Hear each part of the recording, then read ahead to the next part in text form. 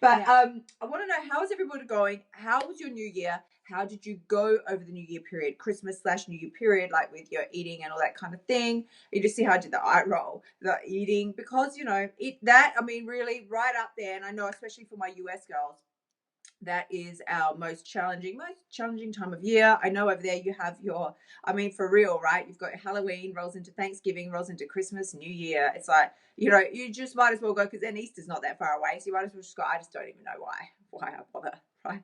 But it's all okay, because it's a trust issue, right? This is not about these situations rule me and how will I handle it. It's like, oh no, I rule me, and they will do what I tell them to do. Like, there's nothing can tempt you if you know that you are fully the one in control. When we start feeling scared is when we feel like the power to control ourselves and decide what it is that we will and will not do, and the standards that we'll live to is outside of ourselves. Like, if you feel like you can't control, well, then that's a very scary way to live. But to know that every decision is fully yours and you can own it, that's completely different. So I'm going to dive into these questions today. So I'm just going to read them out, because this first one is from Gigi. Now, she said, these are questions that you all posted in the group, right? So Gigi says, I have a question. Oh, she's been doing the sugar detox, okay? And no, she's been doing a sugar detox of her own device, right? Which is basically, she's gotten rid of sugar, refined carbs, fried food, and diet drinks, all that kind of thing. And she says she's beginning to binge again. She said, I see these things that she's cut out, I see them as the forbidden foods. They are, right? She's cut them out. Now, also, on top of that, she did ask, she's got another question about nutrition. I know what my body naturally asks for, what it needs, but what about nutritional tips? Okay. All right. So my take on this is that we all know the answer. We're never left like flailing around, wondering, I don't know what the right thing to do is. That's why I said when I started earlier today, I'm like, we all know the answer. We all know the answer. We have just been taught and told that we don't, and that the answer is somewhere outside of yourself, and you don't have that kind of wisdom. You've got to listen to highly educated people who can tell you, right, how many calories you should be eating, what you should be eating, drinking, when, and how much, right, quantity, amounts, and all that kind of thing. And it leads you, first of all, it leads you into complete mistrust of your own body. You feel that you can't trust it, and you don't know what's going on. And that's why when we first start coming off of diets, so in this situation, Gigi's created one for herself, right? Albeit a really honorable one, about wanting to dial down the refined sugars and, the sugars. And I wholeheartedly endorse that, because sugar really is our number one. Well, for me, all right. Sugar to this day is what will do me in every single time. Refined sugar, refined. You're not going to go like fruit or something like that. Nobody's sitting around binging on oranges. Just doesn't, who cares, right? We don't. Yet if there were orange lollies, orange cake, orange donuts or something, for me, that would be like, yeah, lay it on me. It's the white refined sugar, and we know, right? It's been proven. It's got the same response in our brain as crack cocaine. So of course, it's not surprising. It's not like, why am I out of control? It would be weird if you weren't out of control when you start eating sugar, right? If you start eating that refined sugar, and for us, it has different of people, different of us, we have different responses in our body. I can tell you, for my dad, just doesn't really care, right? He's just like, I can take the chocolate or I can leave it. It's not that big a deal. For me, I'm like, are you freaking out of your mind? No, it's like, for me, it has a completely different metabolic response. So I know for myself, it's a matter of just being savvy and going, if I think, and I can. I don't eat a lot of refined sugar these days, because it's just, it's just not worth it to me. But if I choose to have something, I'll have it. But it is a choice that I really rarely ever have that anymore. I will have more natural sugars. So I'm not talking about fruit. I'm talking like dried fruit with nut butters and all that kind of thing. I really, really enjoy that. Or the very best one of all, can we just say, because you don't have to entirely eliminate things. Like Gigi's going here, okay, she's cut out the nasties, and now she's starting to binge. But did you replace them with anything else? As in, very best, like if you do have that sweet tooth, frozen bananas, let your bananas go really, really, really ripe, cut them into slices, and then you just put natural peanut butter on them, make a little sandwich, put natural peanut butter on one, make a little sandwich with the other, and you can, if you care to go to this amount of trouble, you can dip them in dark chocolate, melted dark chocolate, and then stick them in the freezer, right? That is, and there's a process to this. I'll find a recipe online. When I say recipe, I'll find the method online and post it for you, because it's very simple, but you just got to do it in the right order. So you get frozen bananas, right? You got to freeze the banana first, then you cut it into slices. And you put peanut paste on it. It works really, you could put other nut butters if you want to, but it works phenomenally well with peanut butter. Peanut butter on there, you can just leave it, put another little banana slice on top like a sandwich, and then get some dark melted chocolate, whatever takes your fancy, dip it in that, and put, whatever, toothpicks in them to hold it together or something, and then freeze those little babies. And seriously, there is no junk food on the planet that is actually yummier than that. And I've spoken to many people about this, and everybody concurs. It's a unanimous worldwide decision. That's about the yummiest sweet food on the planet, and it's all natural, and you don't need to feel guilty about it. So as far as Gigi's saying here, yeah. Right, so I'm saying, you know what to do, right? And I said to Gigi, I'm like, well, so is this working for you? Like, this whole situation of cutting things out, like, whoa, it's a rule, cutting things out. She was like, no, it isn't, right? It's not working. She said restrictions tend to stress me out. And she goes, I'll probably eat less sugar anyway if I feel like I'm allowed to have it, at least allowed to have it. Then you can make the decision as to whether or not you want it. If you don't feel like it's even an option, now you want to rebel. If it is an option, you can decide sanely and calmly whether you even care to eat it or not, or whether you would prefer to have the banana, peanut butter, chocolate coated fantasy things that I told you about. They're fantastic, right? Now, the other thing, because I know Gigi did talk there about nutrition. Let me just scroll back up. She says, yeah, I know what my body naturally asks for, but what about nutritional tips? I'm not a qualified nutritionist, and I wouldn't even pretend to be. So really that is probably more if you feel like you're lacking in a certain vitamin, mineral, any of those things. You could do the general thing, just go to the health food store and just say, like, I want a multi, or if you've had been diagnosed by a doctor, I know I'm low on iron, whatever, magnesium, you can go get all that stuff. But no, as far as nutritional tips go, as far as I would say is to, like, my recommendations, make sure you're eating as much local food as you can, produce that's in season. I like to choose produce over prepared foods, as in processed. I like to choose pro juice over processed. Produce over processed. So I always choose fresh food over processed food.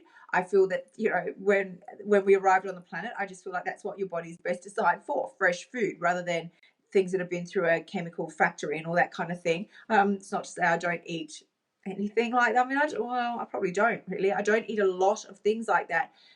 The only thing I can think of off the top of my head that is in my pantry right now that I would eat that's fully processed kind of thing is they're in the freezer. I have frozen falafel balls because I can't be bothered making them myself, right? So it's all good. I make sure they meet my requirements, gluten free and all that kind of stuff.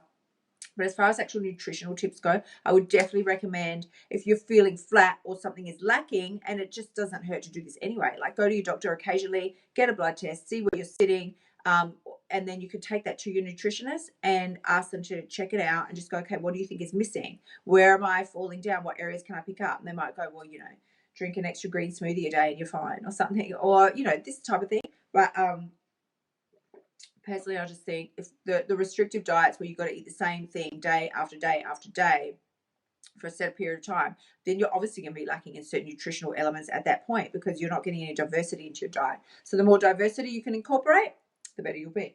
Now, there is some more questions here. Okay. Gigi says as well, okay, she's got a couple more questions.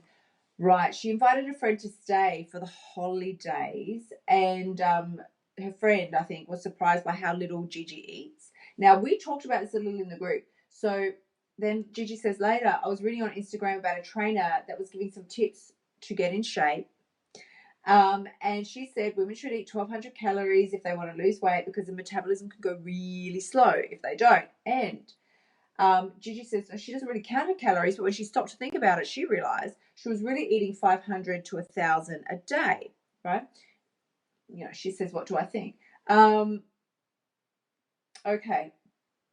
Now, I actually asked in the group, I said to Gigi, can you tell me like what you're eating? Because 500 calories a day is virtually nothing.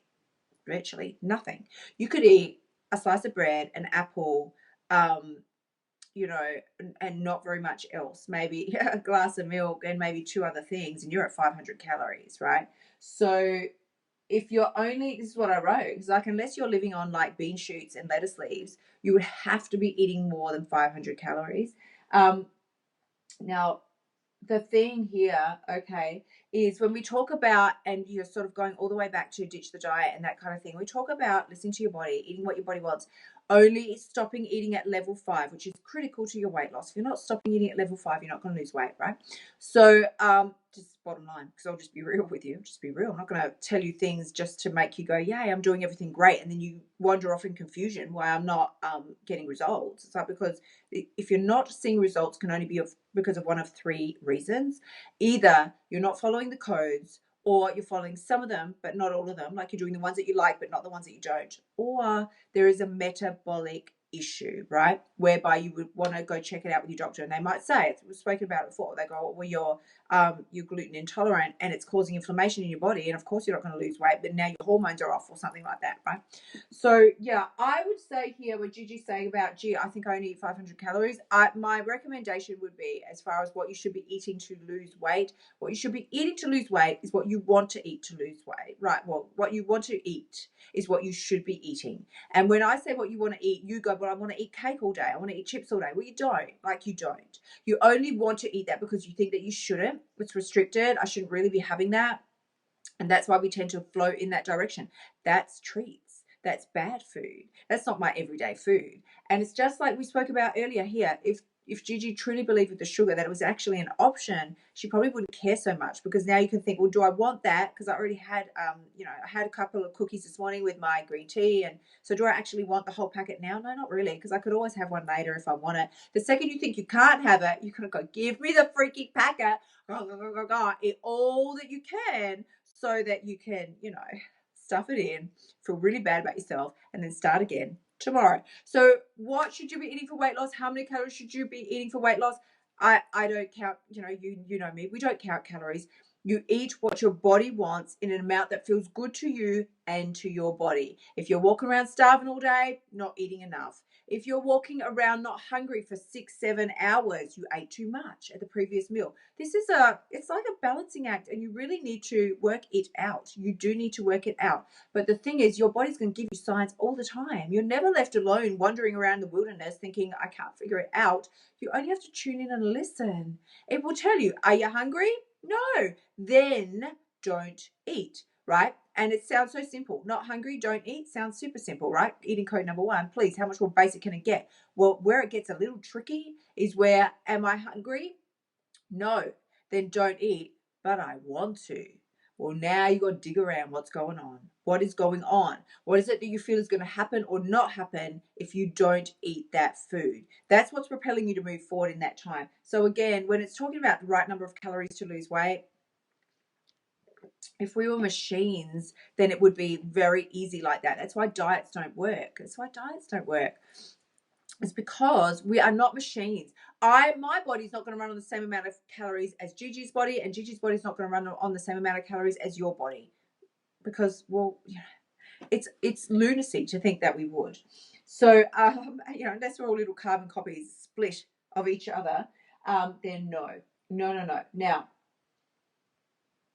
okay, there's another question here that I'm going to run through briefly, and I actually deleted the name because I feel like it's a bit of a personal issue, and I really commend this person for posting in the group, right?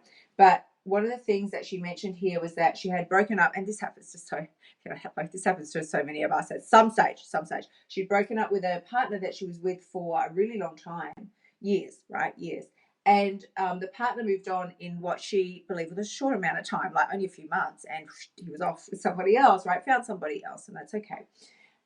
But she was really struggling with that emotionally. She was kind of like, I don't want to binge, but I'm really having a hard time with this, right? Heartbroken kind of thing. So the thing that I really wanted to put forward, because so many of us struggle with this kind of thing, we think, I literally can't handle the pain, I'm just going to eat.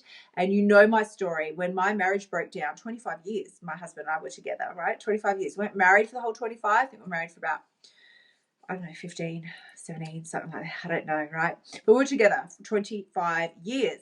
Now, when that fell apart, what do you think? I was just like, no problem. Okay, best of luck to you. See ya. Okay, all the best. No, I was shocked. I was hurt. I was devastated, and I did eat. I did, right? There was a lot at stake, within my situation. There was a lot at stake. It was not. It was a marriage. We had multiple businesses together. We had an enormous property portfolio. Living under the same house. And so there was so much to consider. Plus, we had our little fur baby Molly. Like, where was she going to stay? Who was going to get her? The important things. So that was a very, very, very stressful time for me. And what happens here, and is what this person is saying, is we have a tendency to default to our factory settings. I just want to put it out there and really sort of give you some comfort and guidance around the fact that don't be disappointed or surprised when you default to your factory settings, because you will. That is your factory settings, and you're always going to go back there. When you have to set your iPhone again or something, or you want to clear your iPhone, you set it back to factory settings.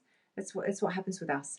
When extreme stress situations where things just have to be cleared out, it's like, I can't focus on this. I can't look at this. I can't deal with this. You will default to your factory settings. Don't be freaked out or surprised by it. It's not a bad thing. It's not going to change, really. I mean, at some point it will get less. The inclination will get less to do that, right? Because you will realize that the pain of doing it is much greater than the pain of just going through whatever is going on, right? But what I had said here is we don't get heartbroken in our lives. We don't get disappointed in our lives because our heart is broken. We get disappointed in our lives because our expectations were broken. You expected somebody to do something. I expected him to stay with me forever.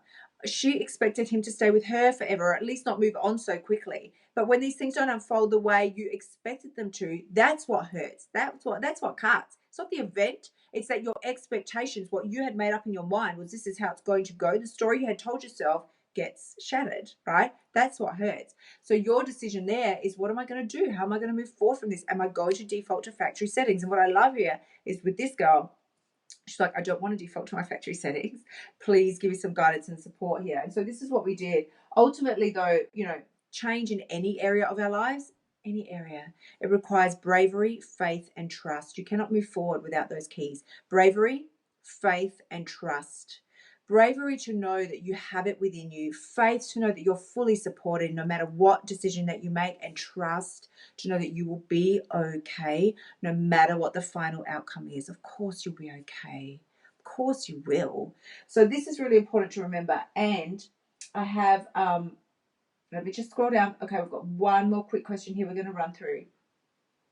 All right. And this one's from Michelle. So thank you again to everybody who sent in all your questions. Okay, now this is a beautiful one, because this is what happens to so many of us. We're here in the program, right? And it's fantastic. It's a year which gives you all the time in the world to really implement, get things solid and get them implemented in your lives, right? But what Michelle's saying here is, she says, I'm still here. I'm in the wings. The codes are still in my life, although I have resistance in some areas. She's just listened to element 4, not 3, not 2 or 3, 4.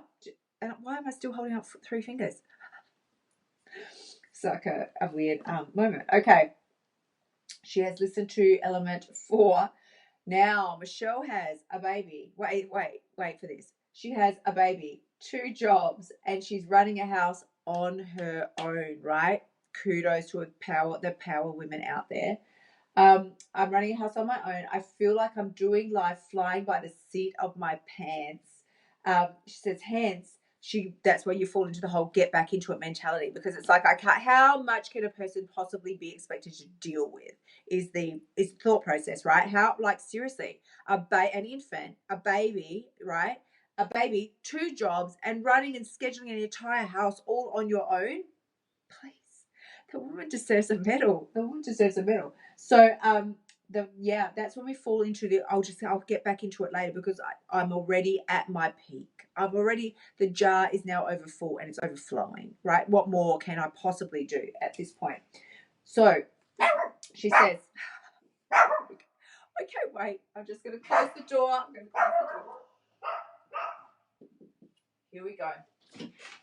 Here we go. Oh, she's been very quiet. I really thought she was going to go quite berserk there. That's okay. Now. Okay.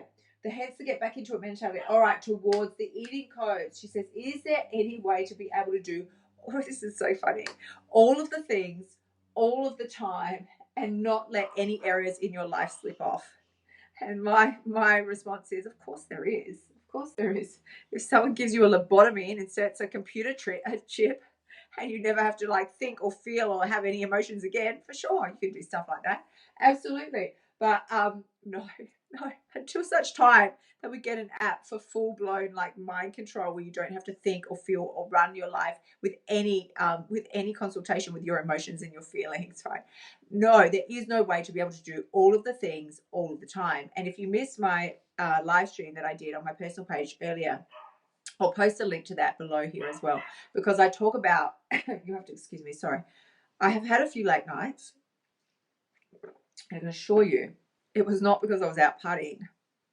It's because I was working. And a lot of the members of my team are in different time zones. Some of them are still in my country and yet still in different time zones. And others just insist on communicating with me at obscene late hours of the evening, right? So I've spent the last few nights chatting with some different members on my team, and so I've been up till like past witching hour the last few nights, midnight. I'm just like, I'm going to turn into a pumpkin and woof, vanish, right? But this is what's rolling out, and so what's happening then is the next day, because then there's like party girl nighttime Kylie, but morning productive Kylie is going to be real mad with party time nighttime Kylie, right? When the next day comes, and that's what happened to me today. I'm like, man, I was really right. Morning productive Kylie was like, party girl Kylie, you need to get your act in gear and go to bed early. And so when I say party girl, it's not like I was partying. I was working up until midnight, right? Doing some phenomenal projects with different people. Cannot wait to tell you all about it. Side note. But what I had said here to Michelle is, in this circumstance, right, being able to do as much as you can only do what you can do, right? And we all have the days where it's overwhelming. What I think we find frustrating is we have the days where we really nail it to perfection. And we're like, I did everything all the time and it rolled out perfectly. I want to have that experience every day. What I'm saying to you is it would be exactly the same to be able to say, when you have a really shitty experience, like you have a really bad one, who wants to go, but I want that experience every day. It's not supposed to be like that.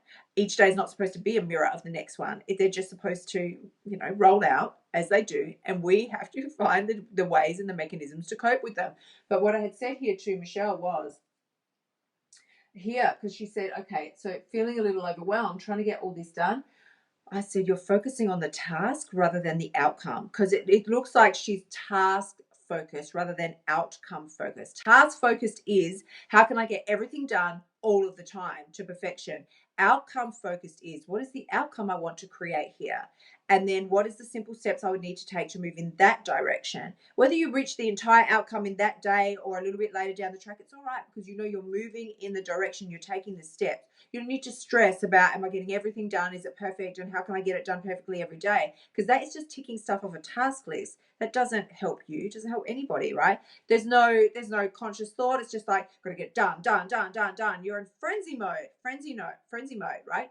I'm talking about being outcome focused rather than going, the outcome is not, I want to look at my task list at the end of the day and have 15 things ticked off. It's not what the outcome you want. You want some actual results. So I want to know that my baby is clean and bathed. I want to know that my kitchen has become a space once again that doesn't freak me out because there's dishes everywhere I want to create. So if you dig further, it's like, I want to know my baby's fully loved.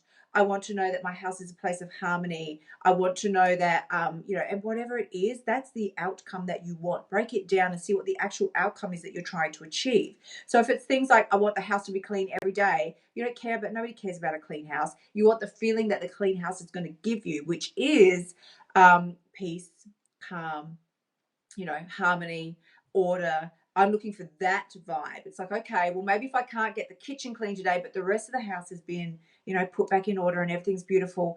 Can I appreciate that? Don't focus on the things that are still lacking. Don't focus on the things that are lacking. Focus on the things that are awesome, that are wonderful, and how can you usher more of that into your life? What is the outcome you would like to create? Not the task you want to tick off a list. What is the outcome you want to create? Be outcome focused, and then take the steps accordingly to move in that direction. What is the feeling you're trying to generate is what I'm trying to say here. So, okay. All right. The other thing, now there's two more things that I want to tell you on that. First of all, is just a hot tip to help you overcome. And when I talk about resistance, procrastination, and self-sabotage, people, if you have not yet joined me for Sexy Motivation Tribe, I tell you with all honesty, you're missing out. Seriously. This is where we dive into, if you are resisting, procrastinating, and self-sabotaging your results in any capacity, Sexy Motivation Tribe will set you up for success in every single area. And not only that, Kylie's in the house. We're wrapping it up, babe. We're wrapping it up. Not only that, it's so awesome to have you here. Thank you so much. Not only that, kills. It's a $19 a month investment. So this is what I wanted to say to you. I know Elizabeth, who's also here in Transformation Society, she has posted about it before, and she's like, my entire life changed in the first module. So within 2 weeks, her entire life changed for the grand price of $19. So this is what I'm saying to you. The phenomenal impact that you can make in your life when you are outcome focused rather than task focused. Look at him now. Molly's scratching on the door. She wants to get in. But when you are outcome focused rather than task focused, nobody cares about ticking stuff off a list. That is not what you are. That's not the outcome you want to achieve. You don't want to look at your list at the end of the day and go, tick, tick, tick, tick, tick. Look at all the stuff I did. We don't care about the stuff. What was the result that you wanted from ticking the stuff off, right? Well, I wanted some order. I wanted some structure. I want to feel good about the foods that are in my pantry, or the fact that my kitchen's clean for the first time in a month, right? That is what we're trying to achieve. So the other thing now that I was going to say to you is, don't mix emotion, right? Don't mix emotion with the actions that you want to take. So here when Michelle's going, how can I get everything perfect all of the time? How can I get all the stuff done? You simply remove emotion. And I talk about this a lot in Sexy Motivation Tribe. You remove emotion from the task that you need to do, right? If you know, oh, I want to prepare food for the coming week. I want to do meal prep. Okay, I want to do meal prep. But man, that's such a hassle. I really hate that. And then I'm going to do the thing. All right, you've attached emotion to it.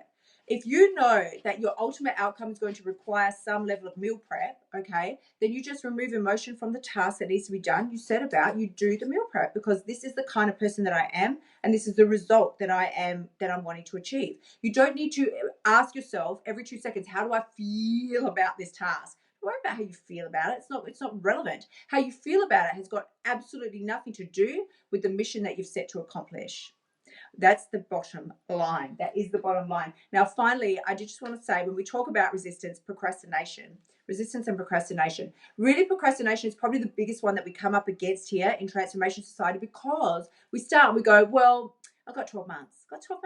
Fine, no problem. I'll get to it later when I have time. The problem is, if you think a magical window of time is going to appear on your calendar, it just does not. And if it does, you feel it very quickly. With the other things, whatever. TV, I'm going to take a walk outside, I'm going to ring up some friends, we'll go out for coffee, whatever goes on, right?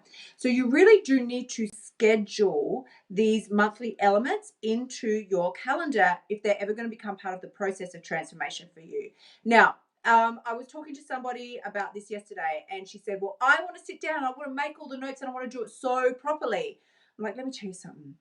Putting the video on and just listening to it whilst you're doing the dishes, getting ready for work, driving in the car, is more beneficial than waiting for that space of time when you can sit down and do it so properly, right? She said, but I'm not going to be hearing it properly. I know I'd get a lot more out of it if I could make the time, which she has not done for months, right? I said, your subconscious, what I want you to know, your subconscious is hearing it anyway. Your subconscious is picking up everything around you. Don't worry if your conscious mind is not getting every last tactic that's in there. Your subconscious is hearing all of it. They're not going anywhere. You can replay them as many times as you like. Put a playlist on your phone and put them, into your put your headphones on. Listen to them at night while you sleep. You will start to feel transformation without you doing very much effort at all, quite frankly. Because little things will come to mind.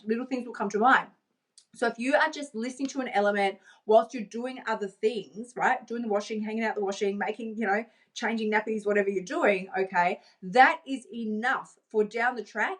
So you've got to do something, eat something, choose a certain type of food at the supermarket. Here, Molly, she's scratching. She wants to get in. You'll go to pick a certain, and just something will prick in your subconscious, in your conscious, right? Something will prick, and you'll just go, oh. You may not even attribute it to the element that you listened to, 4 days earlier, but it's there now, and you can't unknow what you know.